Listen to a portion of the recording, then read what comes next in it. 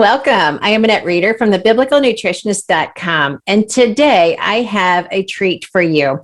You've heard me talk so much about the Daniel fast, but yet many of you have emailed me, you've connected with me, and you're like, but how do I do that as a diabetic? And not just a type 2 diabetic, but what about being a type 1 diabetic? Well, today I am interviewing one of our own team members. This is Tracy Wainwright. And she actually is a type 1 diabetic for the past 13 years, and she did the Daniel fast.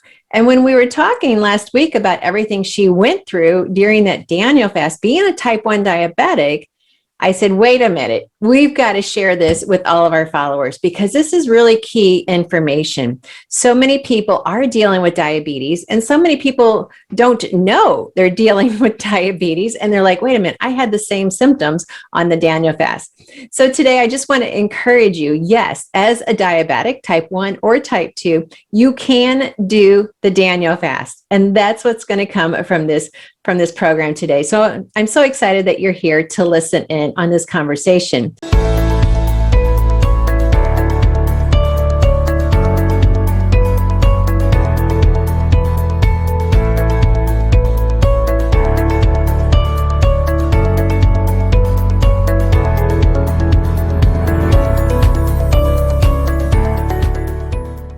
If you're listening on YouTube, go ahead and click the subscribe, the like, the bell, all of that, so we can stay connected and build a relationship. If you're listening on podcast, go ahead and hit subscribe, and by all means, leave a 5-star review and your name, and you'll get entered into a drawing for our Saturday giveaways.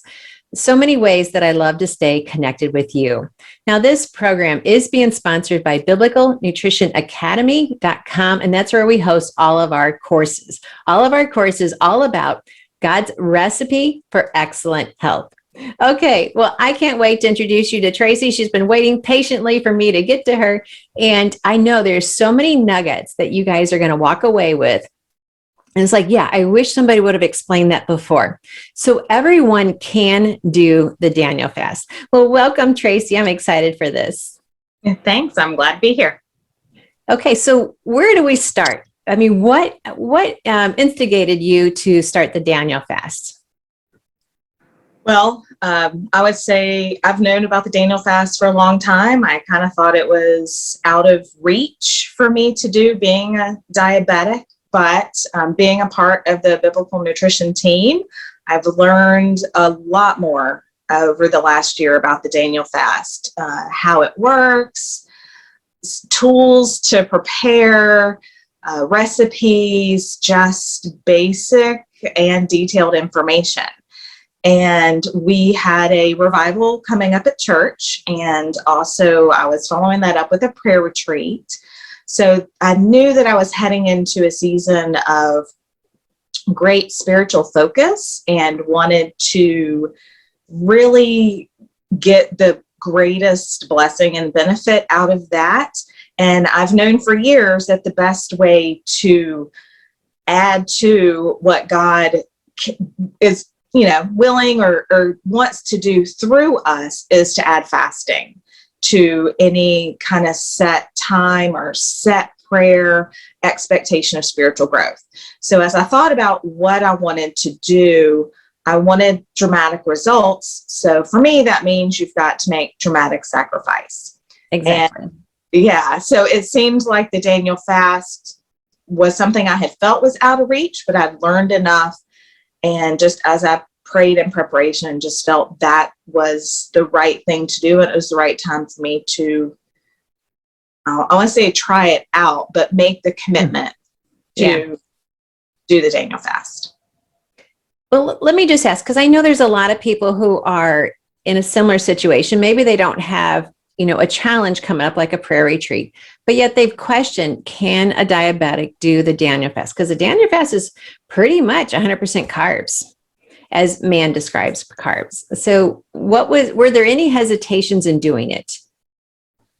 Not once I made up my mind, because I know enough about low glycemic index, high glycemic index. I know enough about counting carbs that I could make sure I knew what I was putting into my body and account for that. I've been on an insulin pump for, I think it's 5 years now. And so I'm used to it enough. I know how to manage my settings. I know how to watch my patterns and adjust for that. So I felt like I had enough information that I would be able to accommodate whatever food choices I made during the Daniel fast. Right. Good for you. All right. So you made the decision, and that's exactly what it says in Daniel. He made up his mind. He determined in his heart what he was going to do. Were there any obstacles that you had to overcome or things that you weren't expecting that happened? Like, how did you manage this? Yes. So, well, first of all, I'd invited several other ladies hoping to have a partner through the Daniel fast, and only one took me up on it, and she made it one day. So I would say my first challenge was just going through it by myself, which I think was God's plan anyway, so that I could completely rely on him as my partner through the fast. The other challenge is I am the mom of 4 kids and I'm married, so I would be eating drastically differently from the other 5 people in my household. So I just had to prepare for, which I'm used to cooking somewhat differently for me than them. I make substitutions a lot, but this was dramatically different. You know, I made some of my favorite meals during the fast and with them. And, but that was part of the sacrifice.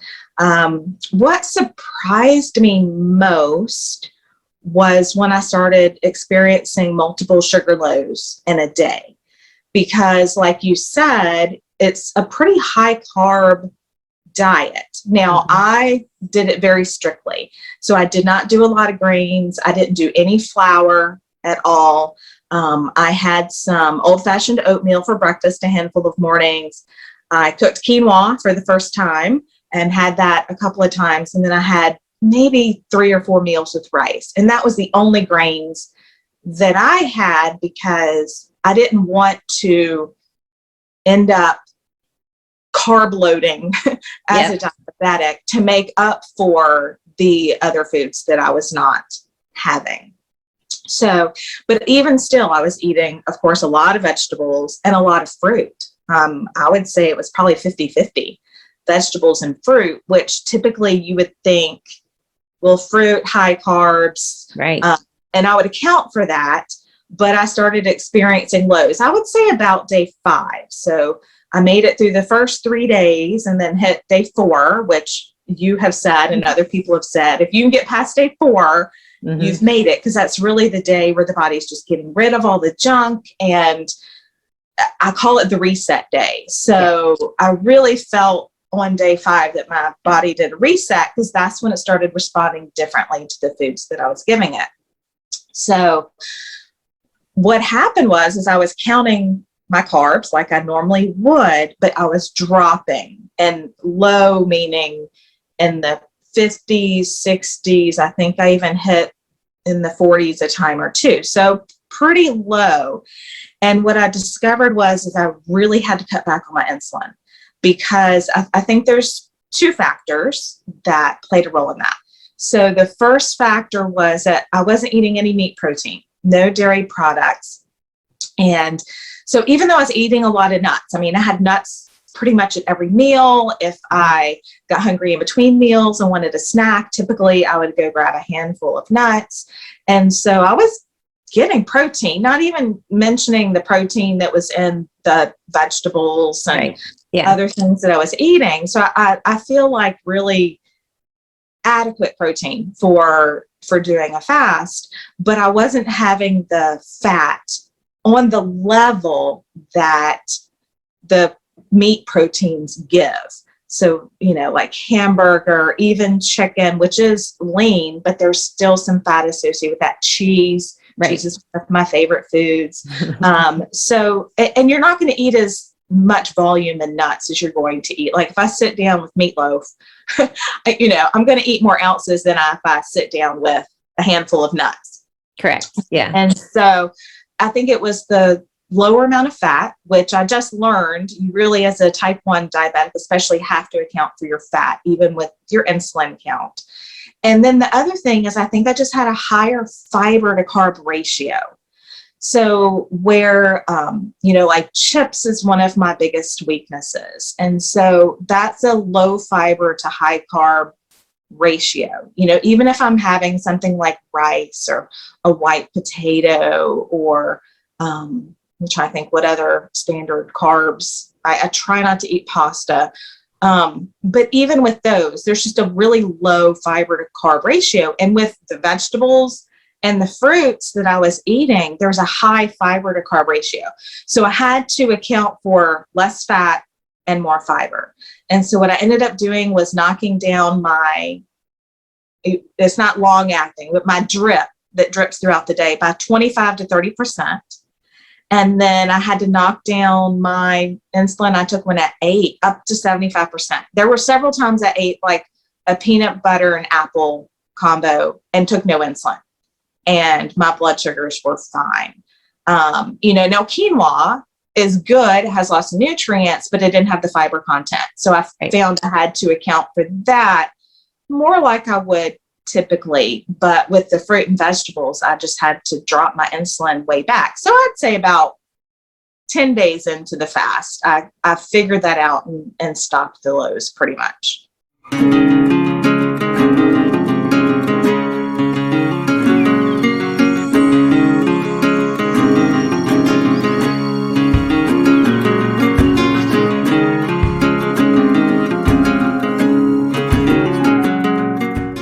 Were the lows interfering with your life?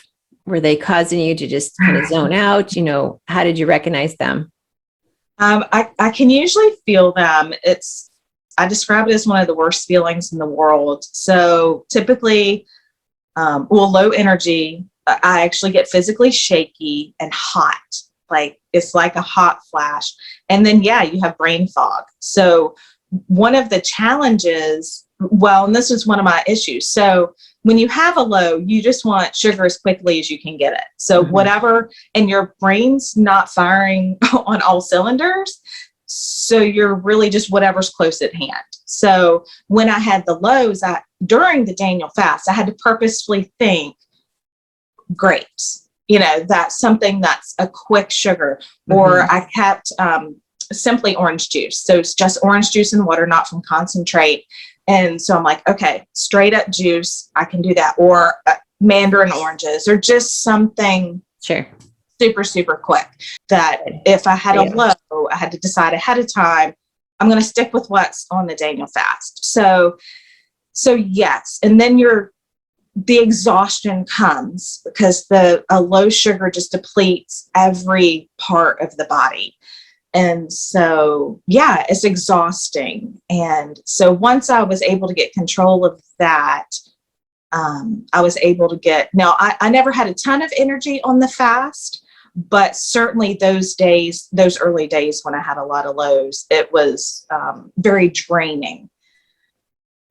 So you would say the first 10 days were probably the roughest. You kind of had a large learning curve. So. Right. And then you said you didn't have a lot of energy throughout all of it, but yet were the last 11 days better? Absolutely. Because I wasn't experiencing that fluctuation with my blood sugars.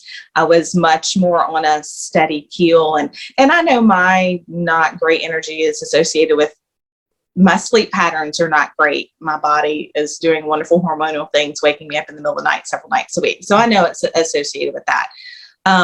But definitely I felt better mentally. I felt better emotionally. I was making sure to get my vitamins in, my multi, my D, my C, all of that good stuff so that my body would have everything that it needed to have success. But I am confident that the next time I do the Daniel fast, because I'm already tentatively planning for this fall, about 6 months from last month when I completed the Daniel fast, that what I experienced was the learning. So that is how my body's going to cope with this dramatic change in eating and also maybe allow myself a little bit more freedom, knowing that my body, doesn't need as much insulin. Maybe I can have a little bit more, grains and homemade, bread that's unleavened or something like that. But I definitely, the benefits of just spiritually, emotionally, and physically were tremendous by the end, and made me very grateful that I was willing to step out and do something I didn't think that I could do. Yeah. I've got something that just came to my mind, which you may say, oh no, I can't believe you said that. Or you may say, that's a great idea. So I'm not sure where you're going to go with this, but I'm just thinking with what you've learned, what you've experienced, and how much, knowledge you've gained from doing this. I can just kind of see you, for those that are in our, either the inner circle already, or maybe we just have our own little Daniel Fast group that signs up and they're all type 1 diabetic, and you coach them through it. Absolutely. I learned from you and from the rest of the team how to do the Daniel Fast. So, of course, I think most things we learn from other people, but just, I guess, the way God wired me, when I learn things, I'm so grateful who I learned it from and that I've learned it, that my response is to share that with other people.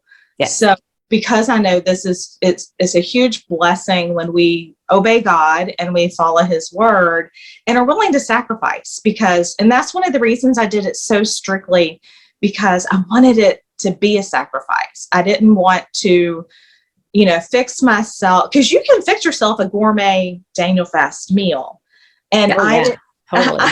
Right. I didn't really want to do that. Not that I think that's wrong, but for me at this time, I wanted it to feel like a sacrifice, because I needed to rein in some self-control issues for myself. And so sometimes we need a little bit more structure when we have a little bit more issues to deal with. And so I would love to help other people not have to have a 10-day or even 21-day learning curve. I would love to say, here is my experience. Let's walk through it together, because then hopefully it can be a 1 or 2 or 3 day learning curve. Right. As you learn how your body's going to respond, because, I think there are going to be some similarities just because of you're eating the same things. You're eating fruits and vegetables and nuts and spices and beans and legumes and seeds. And so you're eating the same way, but as you know from coaching and years of experience, all of our bodies respond somewhat differently, even when there's similarities. And so, I would love to walk through other people with that, especially if you've always believed you couldn't do it. Oh, yes. Sometimes when you see somebody else has done it, you're like, well, if they can do it, I can. That's why I went on my first mission trip. When my kids were little, I saw a family get up and give a testimony as she has a baby on her hip. I'm like, well, if they can do missions with little kids, I can do missions with little kids. And so if somebody else who is struggling with type 2 or type 1 diabetes, then I'm certainly not a medical professional, but I'm someone who's walking in those shoes and has had that experience and would love to share that with other people.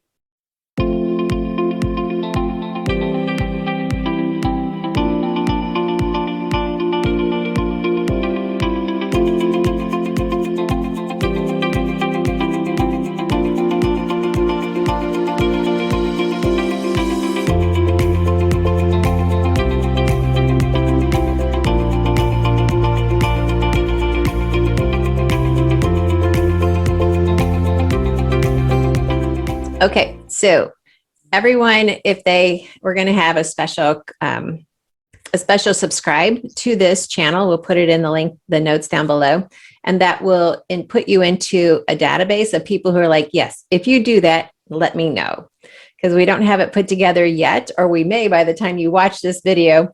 And so there'll be a link down below that will put you into a database that we can save your name and email anytime we do our next Daniel Fast for Diabetics.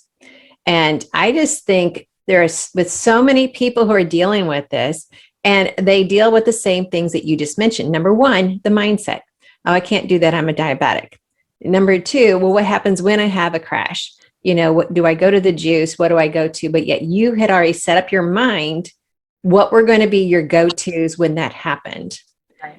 Whereas many people would just like, yeah, but I had a crash, so I quit. And we don't want people to quit. We want people to realize that there is such nutritional goodness in the Daniel fast that anyone can do this. And what you just said, your takeaway was, yes, you gained a lot of knowledge as a diabetic doing the Daniel fast, but you gained so much more. And you went into this for that spiritual application, and you set these rules up so that you wouldn't step out of that mindset. And that's key. So making those rules, writing them down ahead of time. In our inner circle, it's the 24-hour plan. So the 21-day fast, it's a 21-day plan. Maybe we may not have every meal planned for 21 days, but we set up a parameter. These are my boundaries during the Daniel fast because I'm wanting to conquer. I'm wanting to be victorious in these top 3 areas of my life. And so I love that you were like, well, I'm willing to suffer a little bit. And I don't think you really suffered that much because you probably still had delicious foods.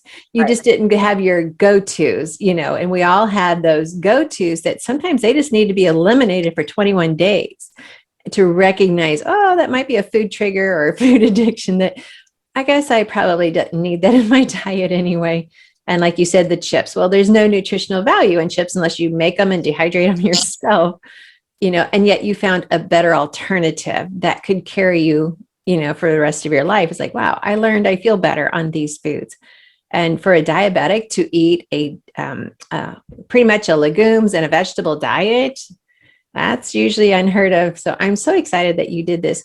Are there any other nuggets that you want to share with people as they're considering doing this? Oh, that's a good question. I think just that, and what I didn't mention either is I'm a fairly picky eater.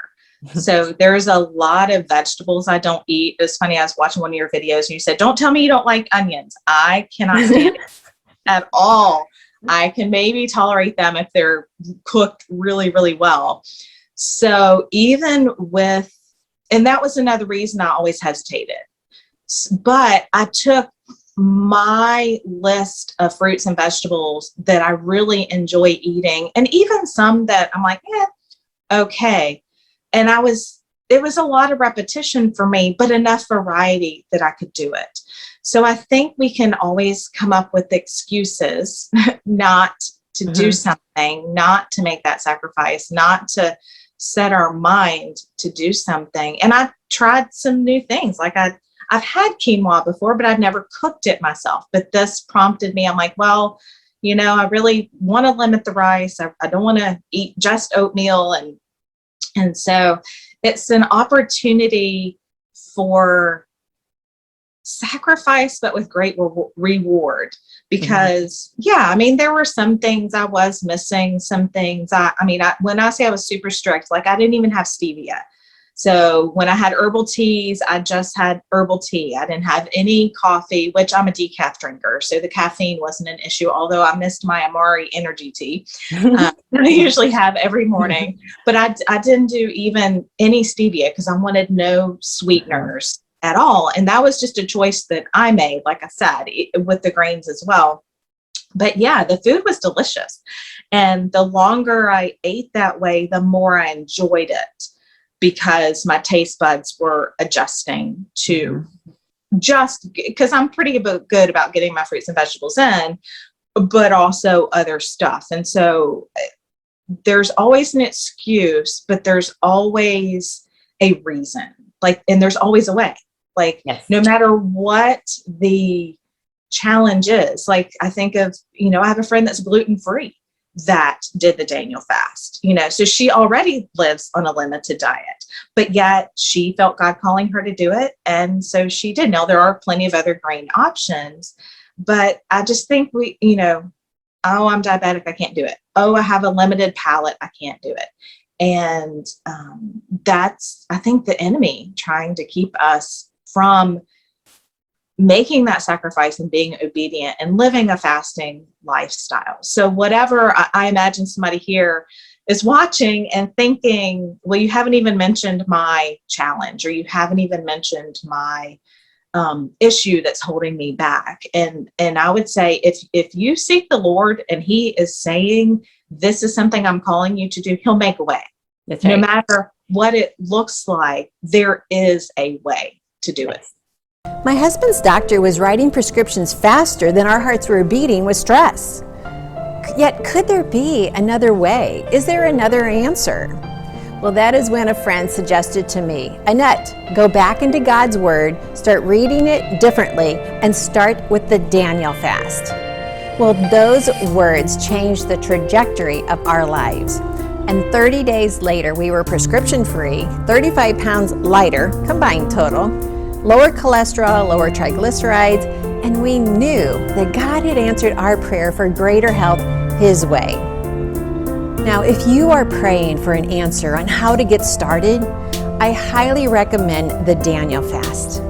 First, go to the biblicalnutritionacademy.com website, click on the Daniel fast, and sign up. It's that easy. Plus, the link will be in the show notes below. So 2 things I want to touch on that you mentioned. You mentioned earlier about the fiber. And Yes. This is why I continually say high fiber. We need the high fiber. Everyone needs the high fiber. And so that made a big adjustment for you. And then you also just mentioned about how your taste changed. You started enjoying the foods more. And we just did an interview with Dr. Sean, and he, explained that as well. Your microbiome, if it's used to chips and Doritos, that's the microbiome that you're feeding. And the microbiome is going to say, hey, we need some more chips and Doritos down here, because that's what you're feeding. But when you eliminate the bad bacteria and you have good bacteria, it's going to crave the good food. So as you changed from the chips to a healthier food, the microbiome changed as well. And so healthy microbiome craves healthy food. And so many people who are struggling with eating healthy, it's because you've got a battle going on, and it's in your microbiome, it's in your gut. And because bad bacteria love bad food, and as we kind of go through that 4-day cleanse or that 4-day reset, it's also in the stomach, it's in the gut. And there's a reset that's happening there, because some of the foods that you may have been eating before were actually harmful to you because your gut's like having a battle. You've gotten rid of those. You reestablished healthier bacteria, and now they're craving this new food. And so whatever we're craving is typically what's going on in our gut. And so when people realize that, it's like, oh, but we need to go through a transition period, which you mentioned in the first 4 days, of changing our eating, setting our mind first, changing our eating, and then sticking to the plan, sticking to the boundaries that you've set. And yes, you had to calculate the insulin to adjust for that. So for everyone who's diabetic, it's still doable. And that's why I loved what you were sharing with me. So I wanted everyone to hear it. So thank you, Tracy, for sharing. I'm so excited that we came to this idea of being a coach for diabetics who want to do the Daniel fast. So I'm just going to ask people, hey, just respond to us. Either click on the link down below. Hey, I want to be coached in the Daniel fast. I'm diabetic. Or email us and let us know that as well, or connect with us in the Biblical Nutrition Academy Facebook group. So we have lots of different places people connect with us, and we'll just put you into a database, and we'll let you know when the next coaching session is going to come up, because I think that's an excellent idea. So I'm excited for that. Absolutely. Call that a God idea. Yes, I do. All right. And you're such a great teacher anyway, because you're a writer. You've been teaching even just your children for the last several years. I don't know how many years you've been homeschooling, but it adds up very quickly. And so, Tracy, I just want to thank you for spending this time with us and just sharing your experience. I'm just going to let people know, after she does her second Daniel fast, we're going to have another interview. Okay, how did it go this time? Now that you've kind of got everything worked out, did you have that 10-day period, which I know the answer is going to be no. You knew exactly how to go into it, and you knew exactly what to expect. And maybe the boundaries are going to be different next time, just as they're going to be different for everyone. What am I seeking? What am I trying to become victorious in? What areas of my life? And each time we go into a period of fasting, God's waiting to share things with us. So thank you, Tracy, for being with us and for your words of encouragement, your words of wisdom. So many people are going to benefit from knowing that, yes, they can do this. Well, I just want to thank all of you for watching today and listening on the podcast to this episode. This is very important just to understand how people in the Bible, how they lived and how they learned to call on God, and how Daniel set aside different times in his ministry, which is really what it was, to specifically call on God in specific situations. And he always knew to fast. He was raised in fasting as a child. So when he became an adult, he just knew, well, I'm just going to eat this way for a period of time. He knew how to do that. And so as parents, we too should be training our children how to fast, whether it's a complete fast or just experiencing the foods that Daniel ate. I'll put some of the links to the other videos down below about the Daniel fast, specifically for working with your children. And it's just so much for us to enjoy as a family, to draw us together and to grow in the Lord.